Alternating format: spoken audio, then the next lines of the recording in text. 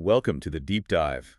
Our mission today is to crack the code of crystallography, taking us beyond the simple arrangement of atoms and deep into the language scientists use to precisely map the internal structure and geometry of materials. Exactly. We're talking about a precise mathematical address for every possible plane inside a structure. Think of a perfectly formed quartz crystal. We're not just looking at its surface. We are figuring out how to describe everything going on inside. And this is so fundamental. This isn't just theory for a geometry class. It's the bedrock for understanding material science. I mean, everything from mechanical strength to electrical conductivity. And especially how crystals interact with light and X-rays. Absolutely. And that all comes down to the core concept we're decoding today, which is the lattice plane. And before we dive into the mathematics of how we map these planes, I want to anchor us with a quote that really sets the stage for the challenge we're about to solve. It comes from Sir Isaac Newton. Oh, this is a good one. He said, "The description of right lines and circles, upon which geometry is founded, belongs to mechanics. Geometry does not teach us to draw those lines, but requires them to be drawn." That quote is perfect. I mean, it's exactly the problem. Crystals exist naturally. They have a geometry. But how do we devise a universal coordinate system for them? Right. How do we draw the map? How do we create a geometric address system that works not just for a simple, a simple square lattice, but for every single type of crystal structure, even the really complex ones where the axes are wildly skewed and the sides are all unequal? And that is the mission. Our goal is to master Miller indices, this universal system for identifying these specific lattice planes.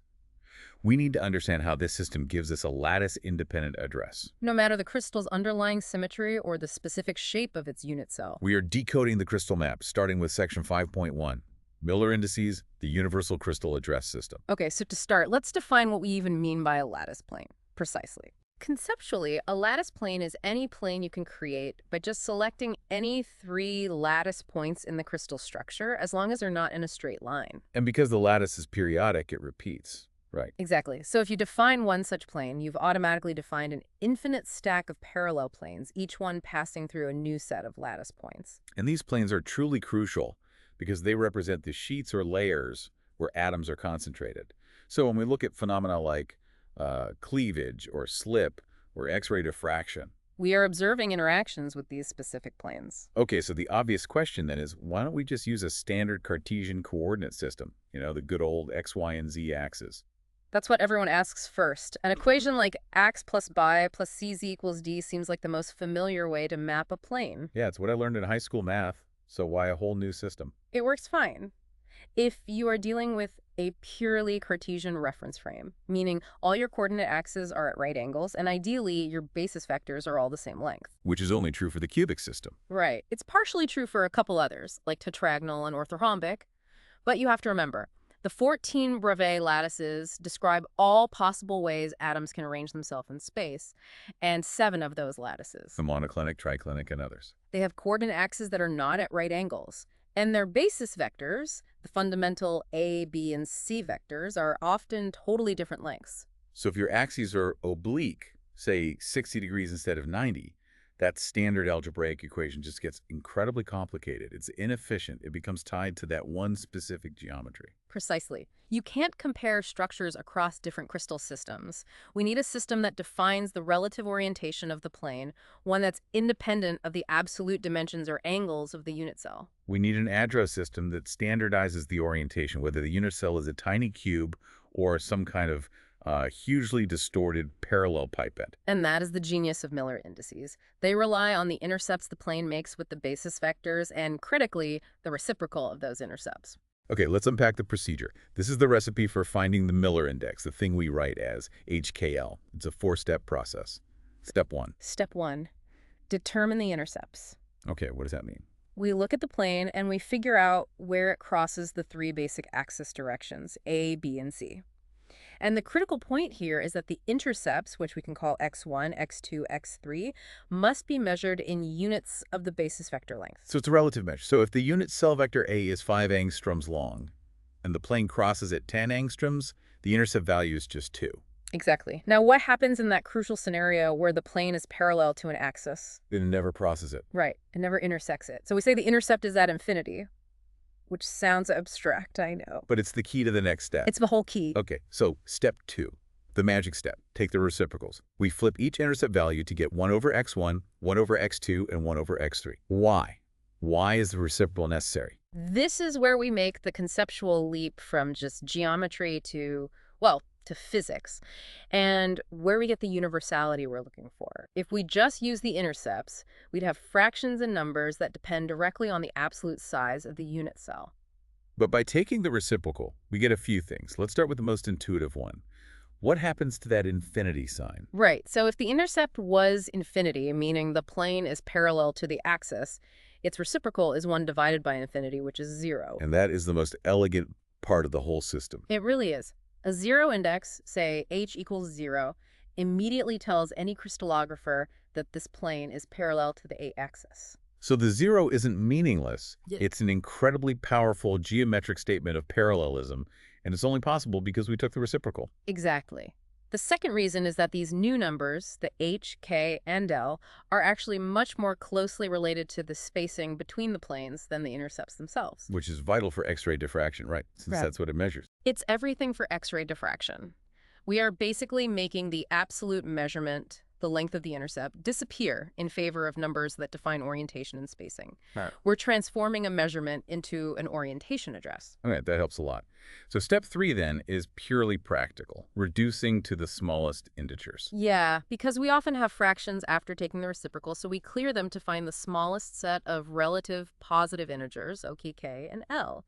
And this step is crucial for standardization. Because two planes that are parallel, like one with intercepts at 1, 1, 1, and another with intercepts at 2, 2, 2, Correct. they should have the same orientation index. And they do, because the intercepts 2, 2, 2 give you reciprocals of 1 half, 1 half, 1 half. And when you clear the fractions by multiplying by 2, you still end up with 1, 1, 1. Okay. And this leads us directly to this concept of translational equivalence. Planes that are parallel or have proportional intercepts all share the same Miller indices. We only care about the orientation, not the absolute position. And finally, step 4 is just the notation. Yep. We write the 3 numbers inside round parentheses, HKL, with no commas. And if the plane intercepts an axis in the negative direction, we show that with a bar over the index. For instance, HK bar L means a negative intercept along the b-axis.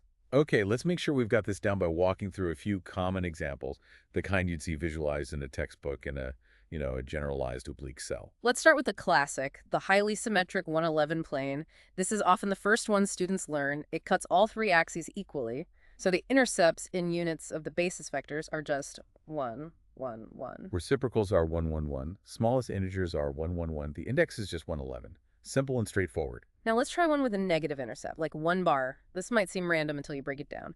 Imagine a plane that intercepts the a-axis at 1, the b-axis at negative 1 half, and the c-axis at positive 1 half. Okay, so the intercepts are 1 nec 12, 12. We take the reciprocals, 1 over 1 is 1, 1 over negative 1 half is negative 2, and 1 over 1 half is 2. So the triplet is 1 nec 2, 2.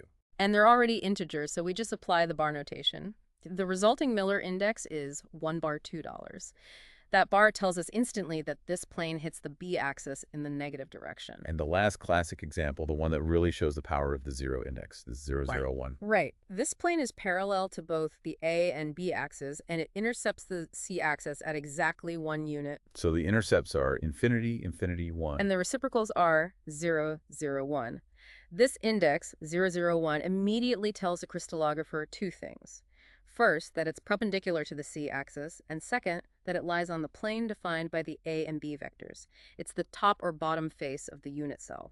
This translational equivalence is really what makes Miller indices so powerful, so universal, because the final HKL triplet is non-dimensional and relative. That's it. You can apply this system to any of the 14 Bravais lattices, whether they are cubic or triclinic, and the index still defines the exact same orientation relative to the basis vectors of that specific crystal. It's the universal address we were looking for. Okay, so we've mastered the address for a single plane, the HKLL. But in the real world, material science isn't just interested in one isolated plane. It's interested in properties, and properties are often equivalent along symmetrically related planes. Exactly. And that takes us to the concept of a family of planes. A family. When we talk about a family of planes, we're recognizing that a crystal has symmetry. If a plane, say HKL, can be transformed into another plane by one of the crystal's allowed symmetry operations, rotation, reflection, inversion, then those planes are considered crystallographically and geometrically equivalent. And a family of planes is the whole group of all such equivalent planes. And we denote this collection using curly braces. So when a material scientist says that a metal has preferential deformation along its planes, they are describing a bulk property. It affects all the planes that look and act identically within that specific crystal structure. That's the key application. Let's explore this using the highest symmetry case, the cubic system. The cubic lattice has the most equivalence because its basis vectors are equal in length and at 90-degree angles. This means rotations and permutations often lead to new, yet equivalent, planes. So let's visualize the family, the faces of a cube. We can start with the 100 plane, which is perpendicular to the axis. Okay, and because of the cubic crystal symmetry, specifically the fourfold axes running through the center of the faces, a 90-degree rotation transforms that 100 plane into the 0,2 plane perpendicular to B. And another 90-degree rotation would turn it into the 0,01 plane. And since they're all related by symmetry, they are equivalent. And because symmetry also includes inversion, we have to include the negative counterparts as well. Right, so the full family is 6 planes, 101 bar 0, 0, 0, 0, 1 bar 0, 0, 0, and 0, 0, 1 bar. The 6 faces of the cube. Exactly. They are geometrically identical, same atomic density, same environment. And similarly, the family would include all 8 planes that cut off the corners of the cube. All the permutations and sign changes of 1, 1, and 1. This high equivalence seems pretty intuitive in a cube. But what happens when we reduce this symmetry? Where does this idea break down? This is where crystallography gets interesting. We have to apply what we can call the symmetry constraint. When we move to non-cubic systems, reducing the symmetry means permutations no longer guarantee equivalence. Okay, let's take the example of the tetragonal crystal system. In this system, the A and B axes are equal, but the C axis is different. It's either stretched or compressed. So because that C-axis is structurally distinct, rotating the plane index around the C-axis still works, but swapping indices that involve C does not. I see. So in the tetragonal system, the Brunton plane, that's perpendicular to the AB plane. Right. But if we permute the indices to get 0,11, this new plane is perpendicular to the BC plane. And because the C length is different from an A and B, the angle and environment of that OLA1 plane are fundamentally different from the SEN plane. They aren't interchangeable anymore. That's the critical distinction. In a cubic system, a 90-degree rotation transforms 110 into a 011, and the crystal looks the same. In the tetragonal system, that rotation changes the plane's environment because the C-axis is longer or shorter. So are 2 separate, distinct families of planes in a tetragonal crystal. Whereas they belong to the same family in a cubic crystal. It all depends on the crystal system it lives in. And this concept of equivalence also extends to directions, not just planes. Absolutely. While planes describe orientation with HKL, crystal directions describe a specific vector displacement from the origin to a lattice point. Those are indexed with square brackets, easy to go. And a family of directions is denoted by angle brackets, algebra. Yep. And the rules for U, V, W are a little different. They're essentially the coordinates of the first lattice point you hit along that vector reduced to integers. Okay, so for example, the 111 family of directions in a cubic system. We visualize those as the body diagonals of the cube. This family includes 8 directions like 111, 1 bar 1 bar 1, 1 1 bar 1, and so on.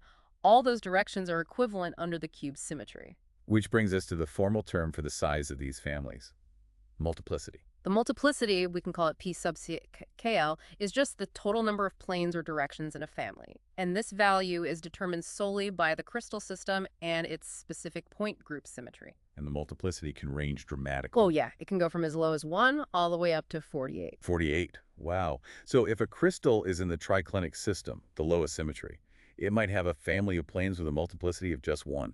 Meaning that plane is entirely unique. It cannot be transformed into any other plane in that crystal. But in the highest symmetry cubic systems, you can have a multiplicity of 48. Which really emphasizes that symmetry is not just an abstract concept. It determines how many geometrically identical ways a crystal can express a specific structure or property. High multiplicity means that property is expressed equally in many directions. Low multiplicity means the crystal is highly anisotropic unique properties, depending on direction. We've established that this 3-index system, HKL, works beautifully for 13 of the 14 Bravais lattices. But now we have to deal with the outlier. Ah, yes, the hexagonal crystal system. which requires a specialized notation to accurately express its unique symmetry. The hexagonal system poses a really unique geometric challenge. I mean, mathematically, 3 coordinates are enough to define any plane in 3D space. That's a given. Right. But the hexagonal lattice is defined by a 120-degree rotational symmetry in its basal plane, the plane spanned by the primary vectors. So if we only use two indices, h and k, to describe that basal plane, we would sort of lose the visual and mathematical clarity of that inherent six-fold symmetry. You'd lose it completely. It would be really difficult to show, for example, that the 6 side faces of a hexagonal prism are equivalent. Okay, so to fix that, the convention is to introduce a redundant fourth index. Exactly. Instead of 2 coplanar basis vectors, a 1 and a 2, we actually define 3. A 1, a 2, and a 3. They are all in the same plane, separated by 120-degree angles, and their sum is 0.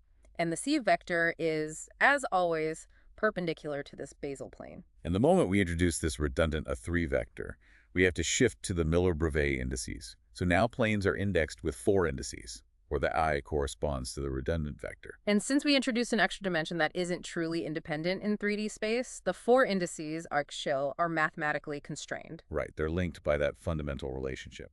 I equals negative h plus k. The hidden index. The sum of the indices in the basal plane, h plus k plus I, must equal 0. And this constraint is what makes the system functional. It is. The I-index doesn't give you new spatial information, but you have to include it to clearly show the crystallographic equivalence under hexagonal symmetry. For instance, the 6 side faces of the prism will have indices like 10, 1 bar 0, 0, 1 bar 0, 0, and so on. And if you only use 3 indices, the relationship between those 6 planes wouldn't be obvious at all. Not at all. Now, because that I-index can be derived from h and k, it is often not explicitly written out when you're referring to a family of planes. That's where you see the notation at hk.l, right, with the period. Exactly. The period is just a placeholder for the redundant I-index. And that's fine for planes because we know the constraint h plus k plus I equals 0 has to hold. But here's where it gets really tricky and where a lot of students get tripped up. This simplicity, just dropping the third index, does not work for directions. This is a huge point. For directions which are indexed with 4 indices who use a dw, where t is the redundant one, you cannot simply omit or derive t easily. Why is it so different? The difference is fundamental. A plane, h axial, describes an orientation, a sheet cutting through the lattice. A direction ev axial describes a displacement vector, a path through the lattice. And when you define a direction as a combination of those 3 coplanar basis vectors, you find that the constraint u plus v plus t equals 0 doesn't always work out with the simplest integers. So if we try to use the same rule for directions as we did for planes, the resulting vector index won't properly represent the shortest path through the lattice. That's exactly it. The components of the vector need to be correctly scaled. And so we need a formal conversion concept. When you're converting a direction from the conventional 3-index notation to the 4-index Miller-Bravais system, you have to use specific, defined algebraic relations. So it's not simple arithmetic anymore. The conversion involves fractions, like u equals 1/3 of 2u prime minus v prime. That's right. Let's take a conceptual example. Consider a simple direction in the standard 3-index system, the 120 direction. Seems straightforward. But if you put 120 through the conversion formulas for the hexagonal system, what do you get? After you clear the fractions and reduce the indices to the smallest integers, you find that the resulting 4-index direction is 1 bar $1. So the takeaway is profound. For hexagonal directions, you must use the conversion equations. You have to. It's the only way to ensure the resulting index correctly maintains the symmetry and the integer representation required by the hexagonal geometry. You can't just drop the 3rd index like you can for planes. Okay, so we have spent a lot of time defining the internal geometry, these invisible lattice planes, using Miller indices. Now we're shifting our focus to the macroscopic world. Right. To the external appearance of the crystal, which is where all these internal rules become visible structure. This brings us to the concept of crystal forms. This feels like the direct link between the invisible math we just discussed and the physical object you can hold in your hand. That is precisely the link. A form is defined as the collection of crystal faces that are all equivalent to each other in terms of symmetry and geometry. And crucially, a form is defined by a specific family of planes that make up its faces. So the family of planes is the mathematical description of the internal orientation, and the form is the external manifestation of that orientation. Exactly. For instance, if a crystal grew and it was bounded exclusively by the faces, what we would see is the hexahedron, which is the cube form. Okay. But if it grew bounded only by the faces, that family that cuts off the corners, you would see the octahedron form. Both come from a cubic lattice, but because different families of planes define their boundary during growth, their external shapes are totally different. How much variety is there in crystal shapes? Is it just limited to cubes and octahedra? Oh, not at all. Because the external form is dictated by the point group symmetry of the underlying lattice, crystallographers have identified 47 possible unique crystal forms that exist across the 7 crystal systems. 47 distinct shapes, each with its own multiplicity. The number of faces it has. And the range is astounding. It really highlights the diversity and symmetry. In the lowest symmetry systems, like triclinic, you find forms with multiplicities of just 1 or 2, like a pidion, which is a single unique face, or a pinacoid, which is 2 parallel faces. And those have to combine with other forms to actually enclose a volume, right? Right, they're called open forms. But at the other end, the highest symmetry forms, like the pentagon octahedron, can have a whopping multiplicity of 32 equivalent faces. The variety is just staggering, from simple tetragonal pyramids and prisms to complex polyhedra, like dodecahedra. So this means that most crystals we see are actually the result of different forms sort of competing during growth, which leads to transitioning forms. And this is maybe the most visually rewarding part of crystallography. Let's just visualize the process of the cube-octahedron transition.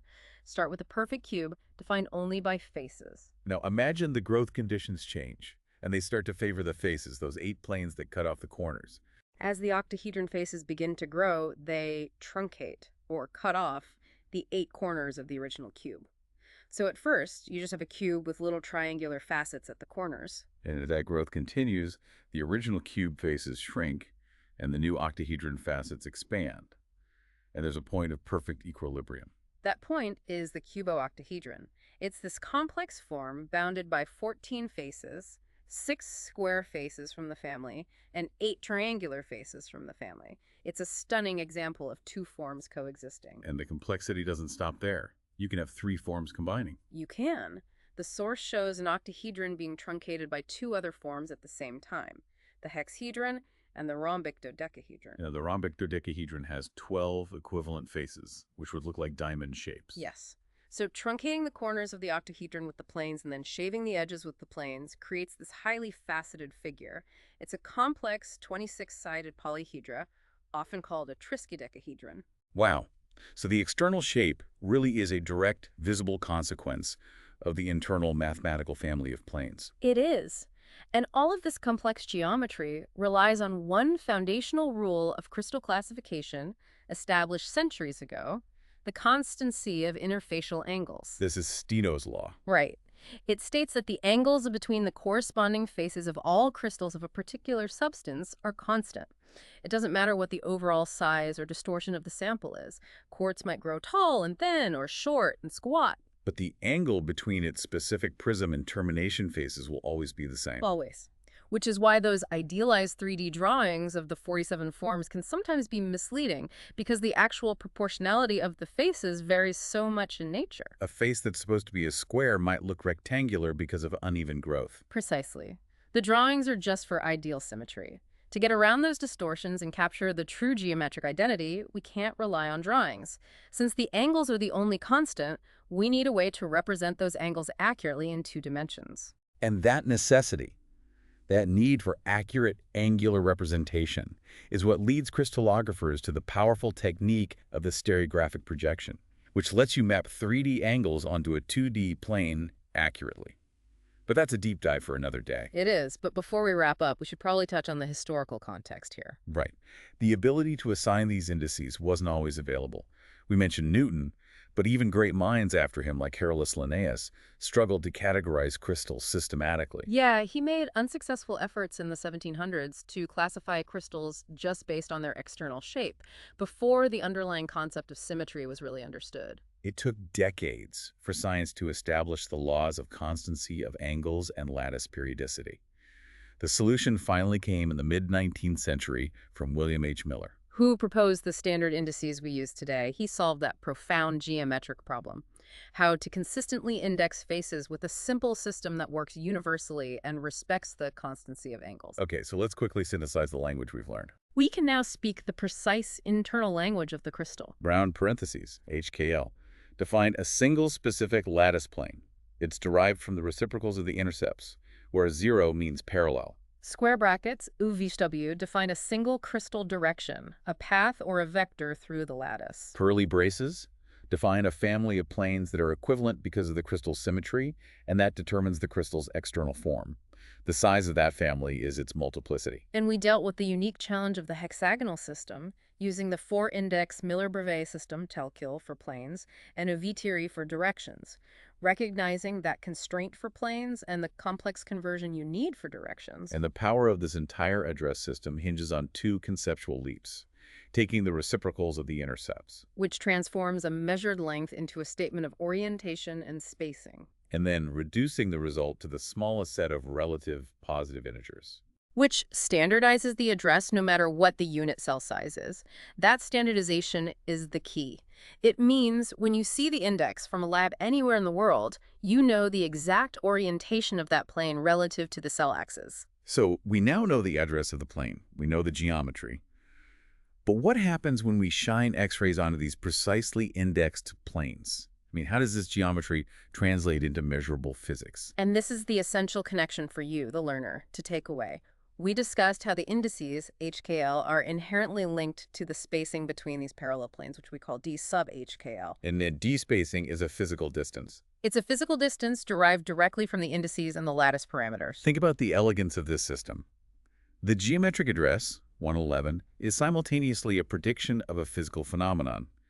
Through Bragg's law, scientists can calculate exactly where a beam of X-rays will constructively diffract based on that DHKL distance. Yes, the geometry dictates the mechanics. Miller indices transform the abstract geometry of the crystal structure into the physical reality measured by X-ray diffraction, the non-destructive method scientists actually use to see inside the crystal. The triplet, HKO, is the key that unlocks the material's atomic blueprint. A perfect demonstration of how mapping the crystal allows us to understand its mechanical and physical fate. Thank you for joining this deep dive into decoding the crystal map. We hope you feel much more informed and ready to see the invisible structure that governs the world of materials.